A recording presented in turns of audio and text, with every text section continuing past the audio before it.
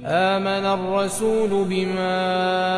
أنزل إليه من ربه والمؤمنون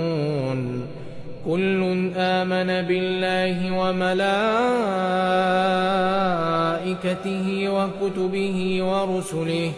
لا نفرق بين أحد من رسله وقالوا سمعنا وأطعنا غفرانك ربنا وإليك المصير لا يكلف الله نفسا إلا وسعها لها ما كسبت وعليها ما اكتسبت ربنا لا تؤاخذنا إن نسينا أو أخطأنا ربنا ولا تحمل علينا إصرا